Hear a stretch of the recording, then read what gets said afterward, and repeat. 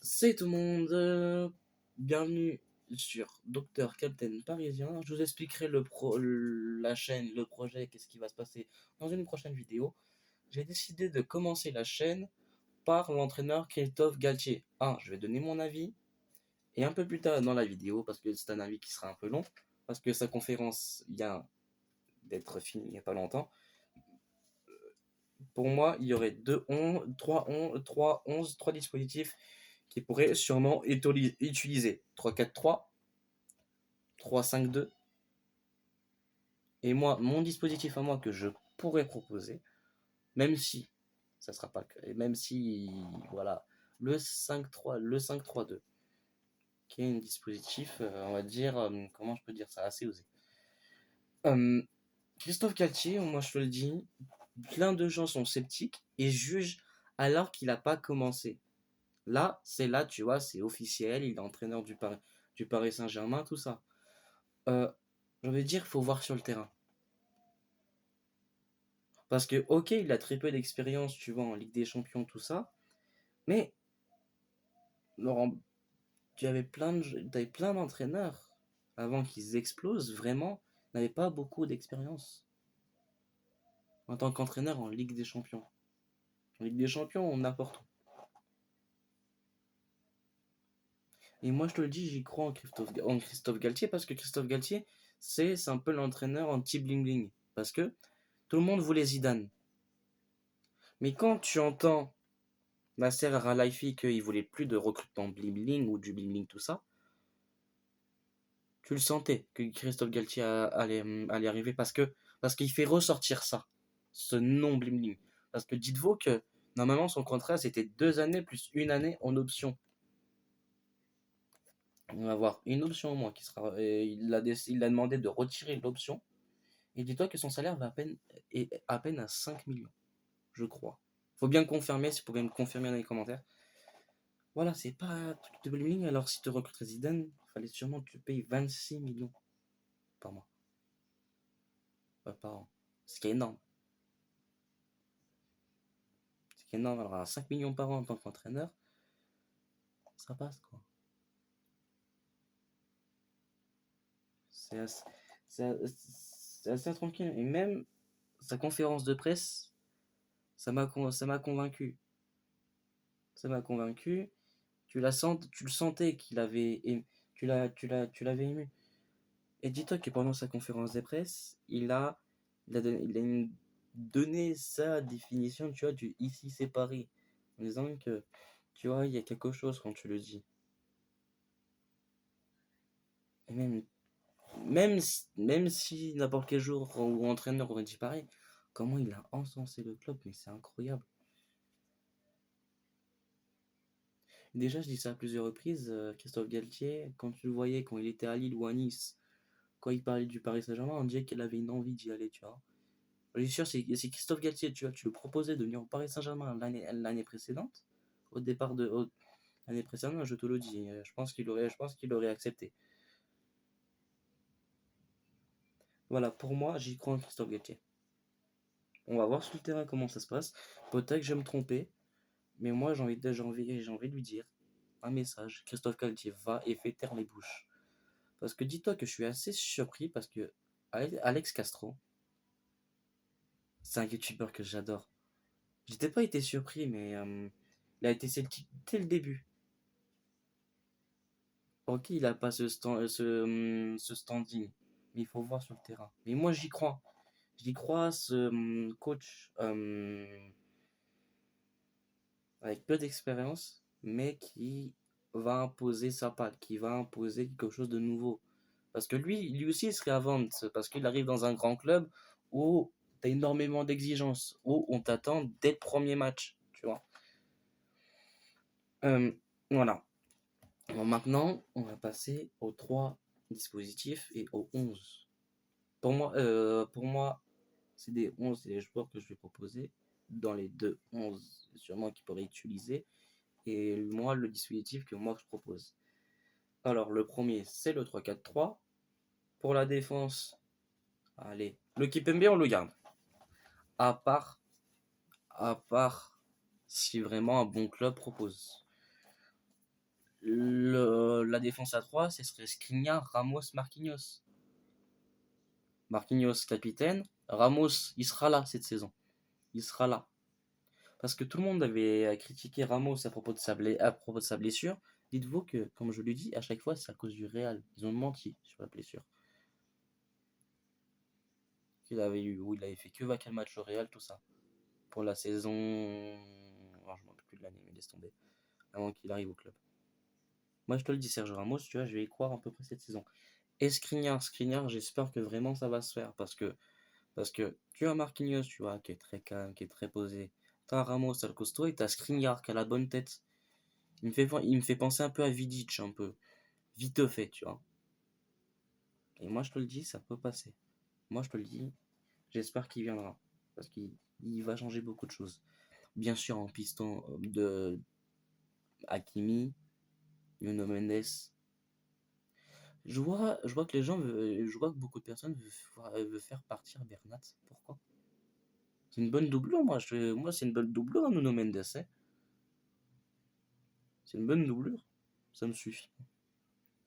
Alors, pour le milieu de terrain, tu vas avoir plusieurs options, tu vois. Ce qui est l'avantage.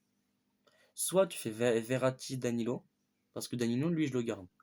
C'est vraiment un très bon soldat. Soit Verratti Danilo, soit Verratti Vitinha. Ou soit Verratti Renato aussi vient. Mais moi, je verrais plus Verratti et Vitinha. Pourquoi? Parce que je pense que dans le dispositif qu'on va avoir, il faut de la création de jeu, il faut cette vista. Parce que regarde, tu vois, ok, le milieu de terrain il est petit, mais tu auras la défense qui sera là pour bien défendre avec de la bonne taille. Alors ça passera nickel.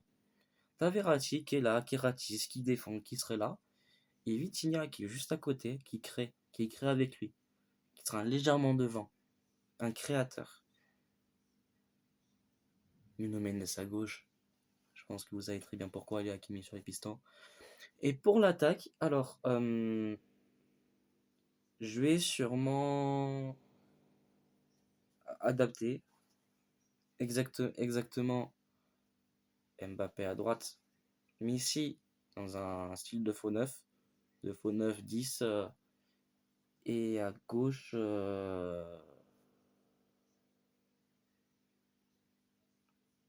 ouais, Neymar en 10, Messi, Mbappé en pointe. En fait, à ce moment-là, le dispositif, c'est un 3-4-1-2. 3-4-1-2. Faudrait voir Neymar en 10. Le placer centre.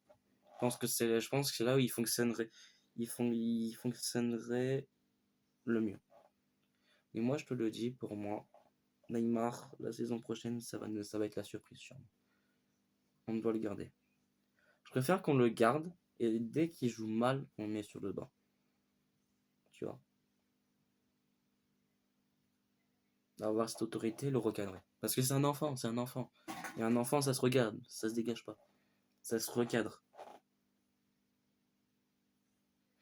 Voilà le dispositif en 3-4-3. Ils auraient dire ça va pas vraiment changer, tu vois. Après, tu vas avoir le 3-5-2, à peu près le même dispositif. Mais à ce moment-là, tu auras le milieu de terrain, soit Verratti, Renato et Vitinha, ou qu'on aimerait tous, on dirait un peu, et que vraiment, ça peut être vraiment pas mal. Soit Verratti, Danilo, Vitinha ou Renato à la place. Parce que j'aime bien Danilo rentrer dans le 3-5-2. Tu vois. Position de 6. Parce que c'est quelqu'un qui est lent. Et par contre, il défend bien. Avec son expérience, tout ça. Et c'est un bon soldat. Je serais pas étonné s'il y a des moments où il va beaucoup jouer. Je serais pas étonné. Bon, les pistons, vous les connaissez. Mais et à ce moment-là, pour l'attaque, ça va directement changer parce que tu auras que deux attaquants. Tu vas faire l'association Messi-Mbappé. Alors, Skamaka sera là. Skamaka, tu le fais rentrer. Alors, à ce moment-là, ça sera soit Skamaka qui tourne autour de Mbappé ou Mbappé qui tourne autour de Skamaka. Ou si Messi rentre, si tu as la double Skamaka-Messi, Messi qui tourne autour de Skamaka. Parce que tu vas voir Messi pour ce côté central qui va tourner autour. Tu as Mbappé, sa vitesse et sa finition, qui est très bonne depuis 2-3 ans maintenant. Ça peut être vraiment pas mal. Et mon dispositif à moi, le 3-5-2. Non, le 5-3-2. Le 5-3-2 est un peu du même style que le 3-5-2, mais c'est juste que les pistons sont légèrement plus bas, tu vois. Mais sont légèrement plus bas, mais par contre, ils ont les couloirs. Ils ont les couloirs, laisse tomber. Ils ont les couloirs. Tu auras en même temps ce côté créateur au niveau du milieu de terrain, parce que le milieu de terrain, moi, ce que je veux, c'est Verratti, Vitinha, Verratti, Renato, Verratti, Vitinha, un peu dans ce style-là, où vraiment, c'est vraiment de la création, mais parce que peut-être que comme ça, grâce à ça, t'as les milieux de terrain qui vont enfin tenter. La saison dernière, les milieux de terrain ont tenté. Ils ont marqué beaucoup de buts. Herrera était à 4 buts, Idrissa Gueye 5 buts, et Danilo 4 ou 5 buts, je me rappelle plus. Et oui, et Wijnaldum en Ligue des Champions, il était à 4, il était à 4 buts. Wijnaldum avait une bonne finition, alors qu'il faisait une saison de merde, alors qu'il a fait une saison de merde. Voilà un peu l'image des dispositifs où je me mets dans la tête de Christophe Galtier, quel 11 il pourrait utiliser, et moi ce que je voudrais voir. Et bien sûr, pour l'attaque du 5-3-2, Messi et Mbappé. Je veux voir cette association. Neymar pour l'instant sur le banc. Sur le banc parce que vraiment, à part si c'est quelque chose qui est possible, tu mets Neymar en relayeur pour sa qualité de passe, sa technique. À ce moment-là, c'est Renato, il vient pas. Tu le mets avec Verratti et Vitinha. À voir. Tu vois, dans les trois dispositifs, j'utilise Donnarumma. C'est vrai que Keylor Navas est un des meilleurs gardiens de l'histoire du Paris Saint-Germain, sous à peine 3 saisons. Mais beaucoup d'erreurs. Beaucoup d'erreurs la saison dernière. Il est beaucoup blessé. Ça devient un peu plus fragile. Et moi, j'ai envie de penser à l'avenir. Tu vois ce que je veux dire? Donc voilà.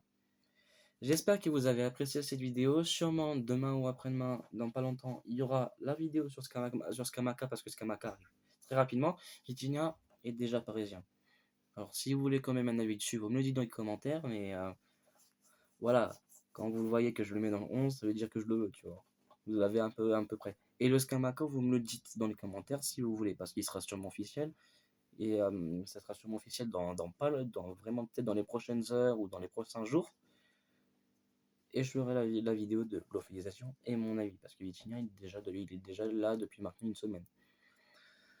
Voilà, alors on se retrouve dans pas longtemps. Ah oui, et aussi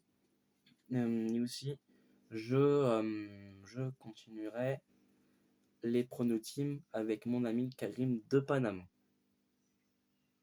où je serai de retour, et je vais faire en sorte d'être là à chaque pronoteam.